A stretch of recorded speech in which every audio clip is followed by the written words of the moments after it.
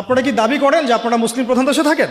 এটা একটা চরম সেকুলার স্টেট, এটা ইসলামিক স্টেট নয়, এটা একটা চরম রকমের সেকুলার স্টেট, যেখানে নামাজ, রোজা, হজ, জাকাত, তসবিহ, তাহলিলের মধ্যে ইসলামকে সম্বন্ধ করা হয়েছে।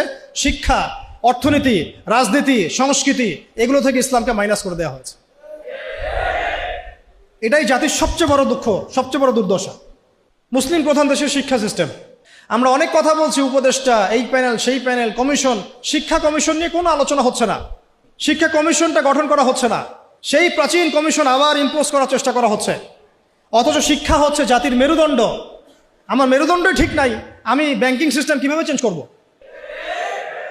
এবার আসেন, এই 50,000 প্রতিষ্ঠানের স্টুডেন্টদের কথা বাদ দেন, তাদেরকে যারা পড়ায় সেই সমস্ত শিক্ষকদেরকে একটা জায়গায় বসান। এই সমস্ত শিক্ষকদের কোরআন তেলাওয়াত চেক করেন, এদের 90%, তাদের 90% কোরআন বিশুদ্ধ করে তেলাওয়াত করতে পারে না। তারা আপনার বাচ্চার শিক্ষার দায়িত্ব নিয়েছে। আমার বাচ্চাকে এমন একজন টিচার পড়ায় যে আল্লাহর কিতাব পড়তে পারে না, যে মুসলিম। আমি অমুসলিমদের কথা বলছি না, এখানে কোনো অমুসলিমদের কিনা আলোচনা হচ্ছে না। সরায় দেন। এবার আসেন হাই স্কুল, সংখ্যা কত দেখবেন? লাখ লাখ। হাই স্কুলের সব স্টুডেন্টদেরকে বসান, একজন একজন করে চেক করেন, দেখবেন এদের মধ্যেও মিনিমাম 80% কোরআন তেলাওয়াত করতে পারে না। তার হাই স্কুলে পড়াশোনা করেছে 8 থেকে 10 বছর। 8 থেকে 10 বছর,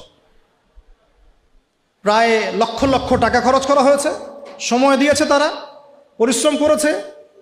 পরীক্ষার পর পরীক্ষা, এক সেমিস্টার আরেক সেমিস্টার, এক টার্ম আরেক টার্ম, কোচিং, প্রাইভেট, অ্যাসাইনমেন্ট, এইটা সেইটা, কোরআন তেলাওয়াত করতে পারে না।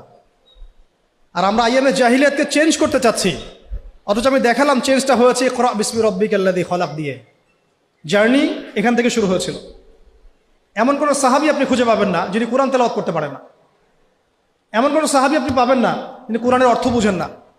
এমন কোনো সাহাবী পাবেন না যিনি কোরআনের আদেশ নিষেধ মানেন না, দাওয়াতের কাজ করেন না। এবার এই হাই স্কুলের সব বাচ্চাদেরকে সরায় দেন, সরায় দিয়ে সব টিচারদেরকে বসান। হাই স্কুলের যারা টিচার, তাদের মধ্যে ম্যাক্সিমামই 70% তো হবেই আমার ধারণা যারা কোরআন তেলাওয়াত করতে পারেন না। ইভেন সূরাতুল ফাতিহা আপনাদের শুদ্ধ না, সূরা ফাতিহা শুদ্ধ না। আপনারা লক্ষ লক্ষ স্টুডেন্টের ভবিষ্যৎ বিনির্মাণের দায়িত্ব নিয়ে বসে আছেন, কোরআন তেলাওয়াত করতে পারেন না। আপনি কোরআনকে গুরুত্ব দেন না। ইলমের মূল যে সোর্স, জ্ঞানের মূল যে উৎস, তার সাথে আপনার কোনো তাল্লুক, সম্পর্ক নাই, কিন্তু আপনি জাতির শিক্ষক, বেতন পাচ্ছেন, ভাতা পাচ্ছেন, কোনো কোনো ক্ষেত্রে আপনি